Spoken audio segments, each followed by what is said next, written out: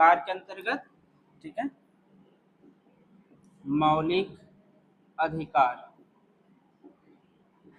तो मौलिक अधिकार में कल मैंने बताया था कि हमारे जो मूल संविधान है उसमें कितने प्रकार के मौलिक अधिकार दिए गए थे। तो 7 प्रकार के मौलिक अधिकार दिए गए थे। जो संपत्ति का अधिकार है उसे 44वां संविधान संशोधन 1978 के माध्यम से हटा दिया गया है, ठीक है। अब ये मौलिक अधिकार के अंतर्गत नहीं है। तो वर्तमान में 6 मौलिक अधिकार हैं। पहला जो हमारा मौलिक अधिकार है वो समानता का अधिकार है, और ये समानता का अधिकार आर्टिकल्स क्रमांक है 14 से लेकर 18 तक। फिर स्वतंत्रता का अधिकार आता है अनुच्छेद 19 से लेकर 22 तक। उसके बाद आते हैं आपके शोषण के विरुद्ध अधिकार 23 और 24 में। फिर धार्मिक स्वतंत्रता का अधिकार है 25 से लेकर आर्टिकल्स नंबर 25 से 28 तक ये आते हैं। फिर अगर आप देखेंगे तो इसके बाद है शिक्षा एवं संस्कृति का अधिकार, अल्पसंख्यक से हितों के संरक्षण से जुड़े हुए हैं। ये आपके है 29 और 30 में, ठीक है। जो 31 में था यही संपत्ति का अधिकार था और इसी को डिलीट किया गया है, इसलिए 31 आप देखेंगे एब्सेंट है, उसमें है ना 31 आर्टिकल सब नहीं लिखे हैं, ये डिलीट है आपकी। इसी में संपत्ति का अधिकार दिया गया था अनुच्छेद 31 में, तो ये वर्तमान में डिलीट हो चुके हैं। इसके बाद अगर हम देखें तो आर्टिकल्स नंबर 32 में हमारा 6वां मौलिक अधिकार आता है, वह है संवैधानिक उपचारों का अधिकार। क्लियर है यहाँ तक? ठीक है। इसके बाद हम फर्स्ट देखते हैं समानता के अधिकार में। समानता के अधिकार अभी केवल समझेंगे, लिखेंगे बाद में ना। समानता के अधिकार, समानता के अधिकार है अनुच्छेद नंबर 14 से लेकर 18 तक। तो अनुच्छेद 14 में अगर हम देखें, सबसे पहले आर्टिकल 14 में इसमें क्या दिया है, तो अनुच्छेद 14 के अंतर्गत है विधि के समक्ष समता और विधि के समक्ष संरक्षण की बात किया गया है, ठीक है। तो समानता का अधिकार में आर्टिकल 14 में है, कल मैंने इसका सारांश बताया था, पूरे 1 घंटा कल हमने यही देखे थे, ठीक है। तो आज आर्टिकल से प्रारंभ करते हैं। आर्टिकल 14 में है विधि के समक्ष समता तथा विधि के समक्ष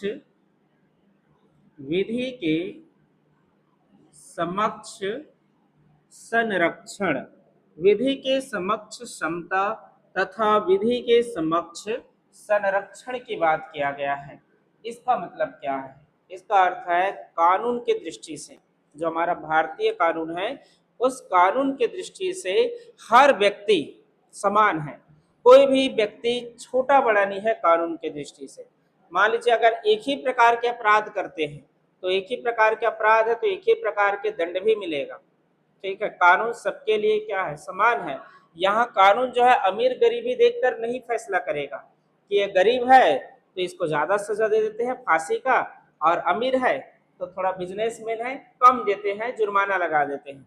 तो ऐसा नहीं होगा, कानून सभी के लिए समान है, ठीक है। एक ही प्रकार के अगर कोई अपराध करते हैं तो समान प्रकार की भी सजा मिलेंगे उनको, इस प्रकार की चीजें रहते हैं। तो समान दंड भी प्रदान होता है। तो इसी को कहा गया कानून के दृष्टि से कानून के समक्ष सभी जो है एक समान है, सबको समान माना गया है। तो जो विधि के समक्ष समता है ये अपनाया गया है ब्रिटेन के संविधान से, ठीक है। ब्रिटेन के संविधान से इसे हमने जोड़ा अपने संविधान में, विधि के समक्ष समता को, ठीक है। तो विधि के समक्ष समता स्वीकार किया गया ब्रिटेन के संविधान से, और विधि के जो समक्ष संरक्षण है अर्थात कानून जो है सभी का संरक्षण एक समान करेगा, अमीर हो या गरीब हो, अगर उनको संरक्षण की आवश्यकता है, कानून की आवश्यकता है तो हम उनका संरक्षण करेंगे। लेकिन खैर यहाँ पर थोड़ा आपको भेदभाव नजरिए दिख सकते हैं। कई बार देखना कोई अमीर व्यक्ति रहते हैं उनको अच्छा से अच्छा सिक्योरिटी मिल जाते हैं, Y+, Z+, हर प्रकार के सिक्योरिटी आपको प्रदान कर दिए जाते हैं सुरक्षा में। लेकिन अगर आप लोग जाएंगे कि आप लोग कहेंगे कि हमारे जान माल का खतरा है, कांस्टेबल या एसपी ऑफिस में जाकर कहेंगे कि हमें मारने का धमकी दे रहा है, हमारा सुरक्षा करें, तो आप उतने बड़े प्रतिभाशाली व्यक्ति तो नहीं हैं, कि आपके सुरक्षा के लिए पूरा जिला पुलिस लगा दिया जाएगा, ठीक है। तो जिला पुलिस तो नहीं लगाया जाएगा, लेकिन एक आध कांस्टेबल भेज देंगे, जाओ भाई एक आध कांस्टेबल इनके घर में देख रेख करना, इनके जाल माल का हानि है, वही चाय पानी पीते रहना। हाँ वो समझ रहा हूँ। तो चाय पानी पीते रहना, इस प्रकार की चीजें, ठीक है। तो एक आध कांस्टेबल को वहाँ पर भेज दिए जाते हैं कि आप लोग जाइए इनका सुरक्षा करें, तो ऐसे रहते हैं। लेकिन हमें उतना बड़े पॉपुलैरिटी वाले जो सुरक्षा है वो हमें नहीं मिलेगा, ठीक है। हाँ लेकिन अगर ज़्यादा ही कहीं खतरा है तो सुरक्षा बढ़ा दिया जाएगा। तो यहाँ पर कानून की दृष्टि से क्या है, सभी समान है, और कानून की दृष्टि जो है, कानून की दृष्टि से सभी का संरक्षण समान रूप से किया जाएगा, सभी का संरक्षण समान रूप से करेंगे, इस प्रकार के होते हैं। तो संरक्षण वाले जो चीजें हैं ये अपनाया गया है अमेरिका के संविधान से। तो ब्रिटेन के संविधान से विधि के समक्ष समता लिए गए हैं, और विधि के समक्ष संरक्षण, ठीक है, ये लिया गया है अमेरिका के संविधान से प्रेरित है। तो इस प्रकार ये दो पॉइंट रहते हैं। इसमें कुछ कुछ चीजें अपवाद के रूप में भी हम लेते हैं, जैसे कि कानून, हमने कहा कि कानून सभी के लिए एक समान है, ठीक है, चाहे वो कोई भी व्यक्ति हो, आम व्यक्ति हो, राष्ट्र या फिर कोई मंत्री ही क्यों ना हो, ठीक है, सबके लिए कानून एक समान है, सभी का संरक्षण कानून की दृष्टि से एक समान किया भी जाएगा। लेकिन अगर आप देखेंगे तो यहाँ पर हमारे सामने कुछ अपवाद आते हैं। ये अपवाद जुड़े हुए हैं आपके आर्टिकल नंबर 361 से। 361 में एक अपवाद है, और ये अपवाद है राष्ट्रपति और राज्यपाल को लेकर। कहा गया है कि राष्ट्रपति तथा राज्यपाल, राष्ट्रपति तथा राज्यपाल अपने कर्तव्य के लिए, अपने जो शक्ति का प्रयोग करते हैं उसके लिए इसके विरुद्ध कोई भी कानूनी कार्यवाही नहीं होगा, ये कहा गया है। इसके पीछे कारण है क्योंकि वास्तव में हमारे देश में राष्ट्रपति ना केवल नामात्र का प्रधान है, वास्तविक मुखिया तो है ही नहीं, केवल हम इसके नाम से कार्य करते हैं। जैसे राज्य का नाम हमेशा राज्य का जो कार्य हो राज्यपाल के नाम से होता है, उसी प्रकार देश का कार्य राष्ट्रपति के नाम से होता है। लेकिन करने वाले मुखिया अगर हम देखें तो अपने देश में प्रधानमंत्री है और राज्य में मुख्यमंत्री होते हैं, ये वास्तविक कार्यपालिका प्रमुख होते हैं, ठीक है। तो यहाँ पर इनके द्वारा जो भी कार्य किया जाएगा, राष्ट्रपति राज्यपाल पद में रहते हैं, अगर ये पद में है, राष्ट्रपति राज्यपाल पद में है, तो पद में रहते हुए इस पर कोई भी कानूनी कार्यवाही जो है किसी भी अदालत में नहीं किया जाएगा। तो कहीं ना कहीं ये अपवाद है। देखा जाए तो विधि के समक्ष जब समता है, सभी कानून जो है एक समान है, तो ये कैसे बच रहा है, ये पद। तो ये दो पद हमारे सामने बच रहे हैं, इसलिए बचते हैं क्योंकि इनके द्वारा जो किया गया कार्य है इनका नहीं है, तो ये अपने कार्य के लिए किसी भी न्यायालय में उत्तरदायी नहीं है। लेकिन हाँ, अगर मान लीजिए राष्ट्रपति बनने से पहले कोई व्यक्ति पर मुकदमा चल रहा हो, कई लोग रहते हैं ना, चोर चंडाल टाइप के भी रहते हैं लोग, अगर कहीं राज्यपाल बन गया है और उन पर मुकदमा दायर है, कोर्ट में न्याय चल रहे हैं, और उसके बाद अगर उस पर फिर से दंडात्मक कार्यवाही से जुड़े हुए पेशी लगाना है, तो राष्ट्रपति या राज्यपाल को कम से कम 2 माह पहले सूचना देना अनिवार्य होगा कि आपके खिलाफ जो है इस न्यायालय में पेशी चल रहा है, तो उसको सूचना दे दिया जाएगा 2 महीने पहले, ठीक है। तो कम से कम अगर कोई कार्यवाही इसके द्वारा इस पर चलाया जाता है तो इसके 2 माह पूर्व सूचना दिया जाएगा कि आप पर कार्यवाही इस न्यायालय में चलाया जाएगा।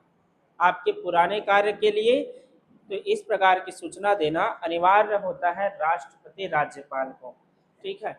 इसी प्रकार और भी 2 अपवाद हैं, जैसे कि संसद के द्वारा एक अपवाद आर्टिकल से जुड़ा है 105 से, अनुच्छेद नंबर 105 में है, ठीक है। आगे इस चीज को आप सभी को पढ़ेंगे।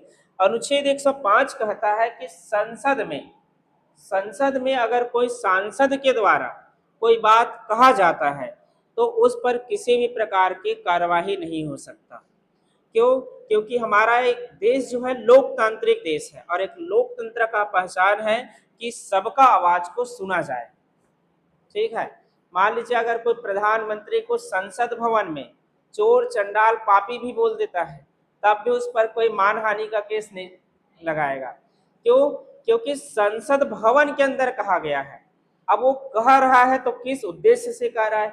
मान लीजिए कोई जो है विपक्ष के नेता, जैसे अभी नेता प्रतिपक्ष राहुल गांधी है, आरोप लगाते हैं प्रधानमंत्री के ऊपर कि आप जो है बजट में हेरफेर किए हैं, पूरा देश का धन आप खा गए, आप चोर हैं। इस प्रकार के अगर कोई आरोप लगाते हैं तो उस आरोप के विरुद्ध किसी भी प्रकार का कार्यवाही नहीं होगा। वहां पर प्रधानमंत्री ये नहीं कहेगा कि मेरा मान सम्मान जो है ठेस पहुंचा है, ठीक है, मानहानि का केस नहीं कर सकते। इसके पीछे कारण है लोकतंत्र। हमारा जो संसद है वो लोकतांत्रिक संसद है। दो सदन है संसद की, एक लोकसभा और एक राज्यसभा। जैसे आपके ही सांसद कौन है? संतोष पांडे जी। अगर संतोष पांडे कोई संसद भवन में लोकसभा की बैठक में बैठकर कुछ बातें कह देते हैं, तो उस बात को, जैसे मान लो राहुल गांधी को लेकर कह दिया, बीजेपी से है तो, कि राहुल गांधी पप्पू है और ये कुछ नहीं जानता है, कुछ भी बोलता रहता है, ठीक है। तो इस प्रकार अगर कह दिया जाए तो राहुल गांधी उस पर मानहानि का केस वहां पर नहीं ठोक सकते, क्योंकि संसद भवन में कहा गया है। तो संसद भवन में कहना जो होता है वाद विवाद करना होते हैं, ठीक है, वहां पर किसी को ठेस पहुंचाना नहीं होते हैं। इसीलिए देखना संसद जो मीटिंग चलता रहता है ना, काफी ज्यादा शोरगुल वाले होते हैं। लोग तो जो सभापति होते हैं, लोकसभा अध्यक्ष होते हैं, उनके कुर्सी चेयर तक पहुंच जाते हैं पोस्टर धर धर के, और नहीं देखते हैं तो लो देखो देखो करके चेहरे के सामने डाल देते हैं। ये सब बेकार इंसान है, ठीक है, आओ हल्ला बहुत मचाते हैं, जिस कारण लोकसभा अध्यक्ष को जो है कभी कभी मीटिंग को रद्द करना पड़ जाते हैं। मान लो जैसे अभी शांतपूर्वक क्लास चल रहा, आप लोग बहुत ज्यादा शोरगुल करना चालू कर दिए, नहीं नहीं नहीं तो हम लोग चले जाएंगे, आप लोग चिल्लाते रहो, ठीक है, आज का क्लास स्थगित कह देंगे और अपन कुर्सी से उठकर चले जाएंगे, चिल्लाते रहो भाई आप लोग। तो ऐसे होते हैं संसद भवन में। जब ज्यादा ही शोरगुल होता है ना, तो लोकसभा अध्यक्ष या जो राज्यसभा में देखिए सभापति जो अध्यक्षता करते रहते हैं, वो कहता है कि ये मीटिंग अभी अस्थायी रूप से जो है स्थगित किया जाता है, आगामी तिथि को बता दिया जाएगा, ठीक है। तो दूसरे दिन लोगों का गुस्सा शांत हो जाता है। जैसे गुस्सा कितने समय रहेगा? एक दिन, दो दिन, ठीक है, तो शांत करने के लिए 2 दिन 3 दिन का अवकाश भी दे देते हैं, ठीक है। जैसे अभी हमारे साथ कुछ हो जाए तो हमारा गुस्सा एक ही दिन का रहेगा, 1 दिन 2 दिन, लेकिन बाद में इतना ना सही लेकिन थोड़ा बहुत तो शांत हो ही जाएगा, छोड़ो अब जो हो गया सो हो गया वाला। तो यही चीज रहते हैं। तो संसद भवन में सांसद के द्वारा जो कही गई बात है उस पर किसी भी प्रकार का कार्यवाही नहीं हो सकता। तो कहीं ना कहीं ये समानता के जो क्या है, अपवाद है, क्योंकि कानून जब सभी के लिए समान है तो उनके उनके कही गई बात के लिए क्यों कार्यवाही नहीं हो रहा है? क्योंकि वो संसद भवन में कहा है, लेकिन संसद के बाहर कहेगा तब कार्रवाई हो सकता है, ठीक है। जैसे एक बार राहुल गांधी के ऊपर मानहानि केस लगा दिया गया था। उन्होंने कहा था कि नीरव मोदी, ललित मोदी, जितने मोदी से जुड़े हुए हैं वो सभी क्या होते हैं? चोर होते हैं। तो उस पर जो है मानहानि का केस लगा दिया गया कि मोदी से जुड़े हुए सरनेम का यूज करके इन्होंने सभी को, समाज को चोर कहा है, और इससे समाज के जो व्यक्तित्व है, छवि वाले व्यक्तित्व है, उनका भी छवि खराब हो रहे हैं, ठीक है। तो उस पर गुजरात हाई कोर्ट ने उसे 2 साल का कारावास की सजा भी दे दिया था, ठीक है। उनके सांसद जो है चले भी गए थे, बाहर कर दिए गया था लोकसभा से, ठीक है, शायद याद हो किसी को। उसके बाद फिर सुप्रीम कोर्ट में जब अपील किया गया तो सुप्रीम कोर्ट ने कहा कि राजनीतिक टिप्पणी से ज़्यादा बचना चाहिए और केवल हलफनामा दे दीजिए और बोल दीजिए सॉरी, काम खत्म। क्योंकि मानहानि के केस में उतने ज़्यादा सजा दिए नहीं जाते हैं, पहली बार ऐसा हुआ था, तो कहीं ना कहीं यहाँ राजनीति से प्रेरित थे सभी, ठीक है। तो बाहर अगर होता है तो कह सकते हैं मानहानि, लेकिन अंदर अगर कहे तो, संसद भवन में कहेंगे तो कोई डर नहीं है। इसीलिए देखना संसद भवन में राहुल गांधी कई बार अडानी अंबानी फोटो लेकर चले जाते हैं, ये आपके साथ बैठा है, देखो आप सभी चोर हो, ठीक है, ऐसे कहते रहते हैं। तो कुल मिला के संसद भवन के भीतर हम क्या करते हैं? बोल सकते हैं, अपनी बातें रख सकते हैं, उस पर किसी भी प्रकार की कार्यवाही नहीं हो सकता, दंडात्मक कार्रवाई नहीं हो सकती। तो ये है आर्टिकल 105, ये जुड़ा हुआ है आपके संसद से। तो संसद के जो भीतर कोई भी सदस्य जो भी बात कहेगा उस पर कोई कार्यवाही नहीं होगा। इसी प्रकार के राज्य के लिए भी है। अगर आप राज्य के लिए देखेंगे तो एक आर्टिकल काम करता है अनुच्छेद नंबर 194। ये राज्य के विधानमंडल के लिए है। जैसे कि विधायक लोग भी बोलते हैं, विधायक का बोलेंगे कहाँ, विधानसभा के भीतर। जैसे अपने छत्तीसगढ़ के विधायक मान लो यशोदा वर्मा कहीं जाकर विष्णु देसाई को कहता है कि साए साए चोरी कर रहे हो आप, ठीक है, जल्दी जल्दी चुरा रहे हो, पूरा खाली हो गया है छत्तीसगढ़ का धन, पूरे लूट लिए आप। इस पर इस प्रकार कहीं टिप्पणी कर रहा है, तो ऐसे टिप्पणी विधानसभा में अगर किया जाएगा तो इस पर भी कोई भी कार्यवाही नहीं होगा, ठीक है, क्योंकि ये मजबूत लोकतंत्र की पहचान है। हमें निंदा करना जरूरी रहता है, ठीक है, निंदा आप कर सकते हैं, सार्थक निंदा करते रहे। इसलिए कहते भी हैं निंदक नियरे राखिए, आंगन कुटे छवाए, बिन पानी साबुन बिना निर्मल करे सुहाए, कहते हैं ना। तो यहाँ पर अगर कोई निंदक व्यक्ति को अपने पास रख लिए तो आपको सही मार्ग दिखा देता है। इसीलिए उनको संसद भवन में, विधानसभा में बैठाते हैं, आइए भैया हमारा निंदा करिए, ताकि हम अच्छे काम कर सके। अगर निंदा नहीं करेंगे तो सही लाइन लेंथ में हम नहीं रहते हैं। इसीलिए बीच बीच में ऐसे दोस्त भी होना चाहिए जो बीच बीच में कहे, निंदा करें कि ज्यादा मूवी देखिएगा तो फैल होगा ही होगा, और देख मूवी, ठीक है, ऐसे टिप्पणी करने वाले ये नहीं ना।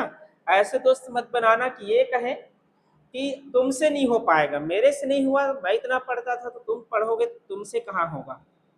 ऐसे दोस्त को डीमोटिवेट करेगा। लेकिन ऐसे दोस्त जरूर होना चाहिए जो कहे कि फेल होने पर और घूम, बार बार मना करता था मत घूम मत घूम, घूमने जाती थी और फेल नहीं होगी तो क्या होगी, अब भुगत अपने किएगा। इस प्रकार ऐसे जो दोस्त होंगे क्या होंगे, सार्थक दोस्त होंगे, वो सही दोस्त है, क्योंकि सार्थक निंदा कर रहे हैं। डिमोटिवेट करना अलग होता है, निंदा करना अलग होता है। निंदा में हमारा कमजोरी को जो है उजागर किए जाते हैं। तो सेम संसद भवन में ऐसे ही निंदा किए जाते हैं विपक्ष के द्वारा, या कोई भी बात जो है संसद में हो या विधानमंडल में कही गई बातों पर किसी भी प्रकार का कार्यवाही नहीं होगा। तो अपवाद के रूप में आप केवल 3 आर्टिकल्स जुड़े हुए हैं। एक आर्टिकल है 361, ये आपके राष्ट्रपति राज्यपाल से है। एक आर्टिकल है 105, ये संसद से जुड़ा हुआ है। एक आर्टिकल है 194, ये आपके राज्य के विधान मंडल से जुड़ा हुआ है, इससे जुड़े हुए हैं, ठीक है, बन जाएंगे, ठीक। तो ये है आपके विधि के समक्ष, समता और संरक्षण। क्लियर है। एक आर्टिकल और पढ़ लेते हैं फिर नोट करेंगे, ठीक है। आर्टिकल नंबर 15 पढ़ते हैं एक बार।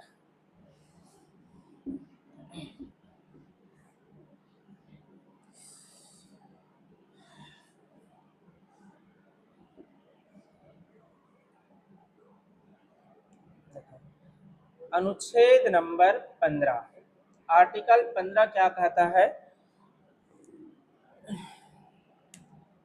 ये कहता है धर्म मूल वंश, धर्म मूल वंश, धर्म मूल वंश, जाति, लिंग आदि के आधार पर, आदि के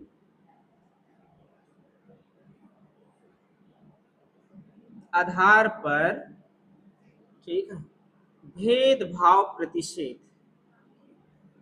भेदभाव प्रतिषेध, आदि के आधार पर भेदभाव प्रतिषेध है, मना किया गया है। तो यहाँ पर है क्या ये चीजें, तो ये कहा गया आर्टिकल 15 कहता है धर्म मूल वंश जाति लिंग, उसके बाद आदि भी जोड़े गए हैं, आदि के आधार पर किसी भी प्रकार का भेदभाव नहीं होना चाहिए। इस चीज का कल मैं जिक्र किया था कि हमारे समाज में जो है स्टार्टिंग से ही बहुत सारी चीजें भेदभाव चलते रहे, लड़कियों के लेकर भी चलते रहे, लड़कों को लेकर भी चलते रहे।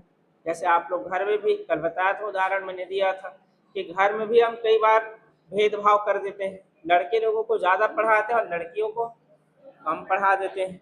लड़की अगर पढ़ना भी चाहे तो क्या करोगे बेटी पढ़ लिख कर, है नहीं, 12वीं तक पढ़ लो, उसके बाद विवाह करा देते हैं, अच्छे पति मिल जाएंगे आपको, 12वीं तक पढ़ने पर हो गया विवाह। तो इसके लिए थोड़ी ना जन्म लिए है, जनगणना बढ़ाना नहीं है और जनगणना में गिनती भी नहीं आना है, ठीक है। इसके लिए बस पैदा नहीं हुए हैं अपन। कौन कौन इसी के लिए बस हुए हैं? नहीं ना, कुछ न कुछ समाज में काम करें और अपनी पहचान छोड़ें, तब ज़्यादा बेटर है, ठीक है। ये नहीं कि घर गृहस्थी में फंसे रहे, इसके लिए थोड़ी ना पढ़ रहे हैं। तो आप पढ़ाई कर रहे हैं तो अच्छे से करें। तो भेदभाव हमारे सामने ही रहते हैं, हमारे घर में भी रहते हैं, हमारे आसपास रहते हैं, हमारे लिंग, ये तो लिंग आधारित भेदभाव हो गया, स्त्री पुरुष में हम भेदभाव कर रहे हैं तो, ठीक है। जैसे कई बार देखना, घर में बेटे को कहीं भी घूमने का आज़ादी होता है, लेकिन बेटी अगर जाना भी चाहे तो पापा यहाँ जाना चाहती हूँ, अरे नहीं जा सकते, नहीं मतलब नहीं, ठीक है, ये होता है। तो इस प्रकार चीजें हम लिंग भेद करना प्रारंभ कर देते हैं।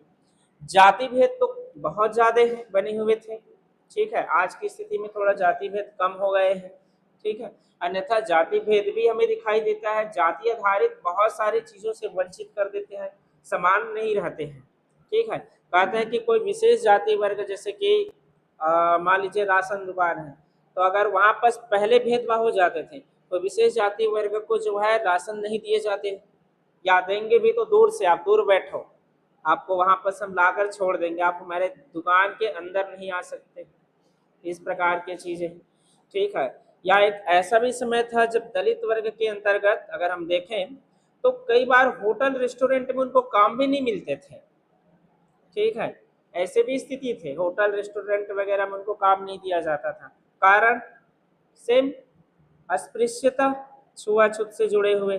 तो ऐसे चीजों को समाप्त किया गया। बाद में एक और आर्टिकल है 17 जो अस्पृश्यता का अंत करता है। तो यहाँ पर क्या है, धर्म, मूल, वंश, जाति, लिंग के आधार पर कोई भी प्रकार का भेदभाव नहीं किया जाएगा, सब मना है। तो इसमें आर्टिकल 15 में इसके 5 प्रकार बताएगा, 5 पॉइंट है। जैसे 15 का एक क्या कहता है, सेम चीजें, धर्म, मूल, वंश, जाति के आधार पर किसी प्रकार का भेदभाव नहीं होगा। तो 15 का एक कहता है धर्म, मूल, वंश के आधार आदि के आधार पर भेदभाव नहीं होना चाहिए, किसी प्रकार के नहीं होना चाहिए, सभी को समान अधिकार है, ठीक है। फिर इसी का 15 का 2 क्या कहता है, तो ये सार्वजनिक स्थान को लेकर घोषित करता है कि सार्वजनिक स्थान, ऐसे स्थान जो सार्वजनिक स्थान है उसमें किसी प्रकार का धर्म, लिंग आदि के आधार पर प्रतिषेध मना है, भेदभाव जो है नहीं कर सकते, प्रतिषेध है ये, ठीक है। अब सार्वजनिक स्थान कैसे, जैसे कि मान लो कोई सिनेमा हॉल जा रहा है देखने के लिए, सिनेमा हॉल में ये नहीं कर सकता कि अमुक वर्ग के ही, जाति वर्ग के ही यहाँ सिनेमा देख सकते हैं, आप लोग सिनेमा नहीं देख सकते, ठीक है। जैसे कि मान लीजिए कोई दलित वर्ग एससी समुदाय से जुड़े हो, कोई एसटी समुदाय से जुड़े हो, कोई ओबीसी समुदाय से जुड़े हो, तो ऐसे लोग को जो है भेदभाव रूप में दृष्टिकोण से देख देते हैं। अभी एक जस्ट IBC 24 में पिछले ही दिनों एक मध्य प्रदेश वाले न्यूज दिखा रहा था, देखे हैं, ओबीसी वाला एक, ठीक है, उनको ये दंड दिया गया कि आप जो है एक ब्राह्मण वर्ग के पैर को जो है धोकर उनके पानी वानी पिएंगे, ऐसे फैसला दे दिया गया, केवल जाति आधारित। तो कहीं ना कहीं ये क्या है, गलत है। अपने देश में आज़ादी कितना समय हो गया, फिर भी ये जो रूढ़िवादी जो चीजें हैं ना, छूट नहीं रहे हैं, जबकि संविधान बार बार कह रहा है कि इस प्रकार का भेदभाव ना करो, हर इंसान एक है। भाई आपके भी रगों में लाल रंग की रक्त बह रहा है तो हमारे भी रगों में लाल रंग का बह रहा है, सब समान है, तो भेदभाव किस चीज का करना, ठीक है। तो यहाँ पर सार्वजनिक स्थान को टारगेट किया गया, जैसे कि प्राचीन समय में अगर आप देखेंगे तो तालाब है, स्नानागार क्षेत्र है, कुआं वगैरह है, बहुत सारे आप आर्टिकल सर्च मार के देख लेना, कुआं वगैरह में भी पानी भरने नहीं दिया जाता था, ठीक है, नल वगैरह में पानी भरने नहीं दिए जाते थे। सार्वजनिक स्थान में अगर कहीं कोई स्नान कर रहा हो, मान लीजिए कोई उच्च वर्ग के स्नान कर रहा हो और वहां पर कोई कुलीन वर्ग के व्यक्ति आ गया और स्नान कर रहा है और कर दिया, तो फिर उसको दंड दे दिए जाते थे। कि जब हम स्नान कर रहे तो आप इस तालाब में, इस स्नानागार में कैसे आ गए, इस प्रकार का। तो इसी को रोका गया 15 के 2 के तहत कि सार्वजनिक स्थान जितने भी होंगे, भाई आप भी आ सकते हो, हम भी आ सकते हैं, तो सार्वजनिक स्थान चाहे वो क्यों ना दुकान हो, राशन दुकान अगर आप लोग खोल लिए, अब भेदभाव करोगे तो कहीं ना कहीं राशन दुकान आप सभी के लिए खोले हैं, कि केवल महिलाओं के लिए थोड़ी खोले हैं, केवल पुरुषों के लिए भी नहीं खोले हैं, उसमें महिलाएं भी आ सकते हैं, पुरुष भी आ सकते हैं, सभी आ सकते हैं, ठीक है, ये चीजें रहता है। तो यहाँ पर लिंग या जाति के आधार पर भेदभाव नहीं होना चाहिए किसी भी सार्वजनिक स्थानों में, क्लियर है। तो ये 15 का 2 सार्वजनिक स्थान से जुड़े हुए हैं। इसी प्रकार 15 का 3 स्त्री और बच्चों के लिए जुड़े हुए हैं। 15 के 3 में कहा जाता है कि स्त्रियों एवं महिलाओं एवं बच्चों कह सकते हैं, स्त्रियों एवं बच्चों के लिए जो है इसमें राज्य सरकार विशेष उपबंध कर सकता है। मतलब कोई चीज को जो है महिलाओं के लिए या बच्चों के लिए संरक्षित किए जा सकते हैं, वहां पर पुरुष का जाना अलाउ नहीं होगा, केवल महिलाएं जा सकते हैं, ठीक है। जैसे कि मान लीजिए कोई स्नानागार महिलाओं से ही जुड़े हुए बनाए गए हैं, तो भाई वहां पर पुरुष क्यों जाएगा, ठीक है। अब वो कहेगा कि मुझे यहाँ स्नान करने नहीं दिया जा रहा है, ये गलत है, मेरे साथ लिंग भेद हो रहा है। अरे भैया ये महिला के लिए बने हैं, अब मान लो महिला शौचालय कहीं है, अब उसमें पुरुष कहेगा नहीं मैं भी जाऊंगा, तो महिलाओं के लिए बने हैं तो महिला ही जाएंगे ना, ठीक है। तो ऐसे चीजें जो महिलाओं के लिए हर बच्चों के लिए है, उसमें किसी प्रकार का लिंग भेद से जुड़े हुए ये भेद नहीं है, ठीक है। ये तो बस उनको अधिकार दिया गया है, विशेष उपबंध किए गए हैं महिलाओं के लिए। जैसे कोई गार्डन मान लीजिए महिलाओं के लिए बना दिया गया कि महिलाएं जो है यहाँ पर आ सकते हैं, पुरुषों को अलाउ नहीं है, तो पुरुष ये कर जो है केस नहीं करेगा कि इस गार्डन में जो है पुरुषों को अलाउ नहीं दिया जा रहा है, ये विशेष उपबंध है। महिलाओं को अपने वहां पर अलग अलग प्रकार की क्रियाओं करने के लिए जो है एक गार्डन बना दिए गए हैं, जिसमें वो स्विमिंग वगैरह सब कुछ मान लो डाल दिए गए हैं, तो केवल महिलाओं के लिए तो वहाँ महिलाएं ही जाएंगे, पुरुष नहीं जा सकते, इस प्रकार के। तो महिलाओं एवं बच्चों के लिए विशेष उपबंध किए जा सकते हैं। इसी प्रकार 15 का 4 आता है। 15 का 4 वह वर्ग के लिए है जो शैक्षणिक रूप से पिछड़े हुए हो, ऐसे वर्ग जो शैक्षणिक रूप से पिछड़े हुए हैं, अनुसूचित जाति जनजाति, क्योंकि काफी समय तक की शिक्षा से वंचित रहे, तो ये वर्ग क्या हुए, आपकी शिक्षा से वंचित रह गए, पढ़ने लिखने में असफल रहे, जिस कारण ऐसे वर्ग जो ST SC OBC जितने भी वर्ग है जो पिछड़े हुए वर्ग है, उनको जो है राज्य के शैक्षणिक संस्थानों में विशेष उपबंध किया जा सकता है। तो ये राज्य के शैक्षणिक संस्थानों में जितने भी आपके शैक्षणिक संस्थान हैं उसमें विशेष उपबंध की बात किया गया है, तो ये भी समानता के अधिकार का विरोध नहीं करता है, क्योंकि अगर उस वर्ग को हम उठाएंगे नहीं तो हमेशा दबा ही रहेगा, ठीक है। जैसे मैंने कल एक जनजाति का जिक्र किया था, अंडमान निकोबार वाले, ठीक है, उस दिन भी एक जिक्र किए थे। तो ये जो चीजें हैं अगर हम उसे उठाएंगे नहीं तो ऊपर कहाँ से उठेगा, तो ऊपर उठाने के लिए कभी न कभी उसके लिए कोई विशेष नियम जो है लागू किए जाते हैं, ठीक है। जैसे महिलाओं के लिए विशेष नियम, जैसे महिला पर्यवेक्षक का भर्ती आएगा, अब आप लोग कहेंगे नहीं हम भी बनेंगे महिला पर्यवेक्षक, तो संभव है क्या? आप कहोगे कि लिंग भेद हो रहा है हमारे साथ, गलत हो रहे हैं, तो कहीं ना कहीं ये क्या है, गलत है। और ऐसे करके आप सुप्रीम कोर्ट चले गए, हाई कोर्ट चले गए, तो वो वैकेंसी ही महिला पर्यवेक्षक के लिए है, तो आप कैसे बनेंगे, आप तो पुरुष पर्यवेक्षक बन जाएंगे, ठीक है। तो जब वैकेंसी महिला पर्यवेक्षक के लिए तो महिला लगेगा। उसी प्रकार राज्य के शैक्षणिक संस्थानों के लिए कहा गया कि जो विशेष पिछड़े हुए जनजाति है, जितने भी आबादी समूह जो शिक्षा से वंचित रह गए हैं, उनको ऊपर उठाने का प्रयास करेगा 15 का 4। और इसके बाद 15 का 5 फिर बाद में जोड़ दिया गया, और इसी के तहत आप जो निजी शैक्षणिक संस्थानों में भी आप लोग जो रिजर्वेशन देखते होंगे, स्कूल विद्यालय में रिजर्वेशन हमें मिलता है, ठीक है, या अभी जैसे D.Ed B.Ed का काउंसलिंग अगर आप कराओगे तो उसमें भी देखना ST SC OBC जनरल अलग अलग कैटेगरी वाइज सीट बटा हुआ है, बटा है ना। और उसके आधार पर कई बार हम ज्यादा नंबर लाकर भी हमारा नहीं होता है सिलेक्शन, ऐसा होता है। और हमें दिखाई देता है कि एसटी वर्ग के जो है वो 50 नंबर में भी फ्री सीट में हो गया, और जनरल है या ओबीसी है तो जनरल है आप 70 लाकर भी आपका नहीं हो रहा है। तो ऐसा लगता है कि ये हमारे साथ अन्याय है, भेदभाव है, ये चीजें हमारे सामने दिखाई देने लगता है। तो ये चीजें इसलिए किया गया ताकि ये जो वर्ग है ऊपर उठ सके, ठीक है।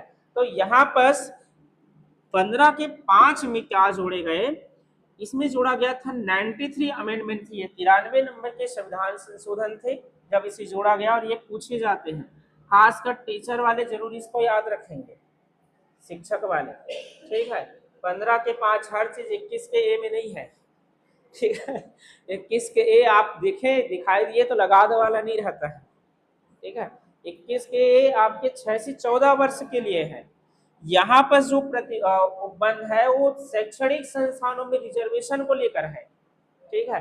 क्योंकि आर्टिकल धर्म मूल वंश जाति के आधार पर भेदभाव नहीं करना था, लेकिन यहाँ पर शैक्षणिक संस्थानों में लगता है ना, प्रतीत होता है भेदभाव हो रहा है हमारे साथ, हम ज्यादा नंबर लाकर भी सिलेक्ट नहीं हो पा रहे हैं, ऐसा प्रतीत होता है, हमें भेदभाव लगने लगता है।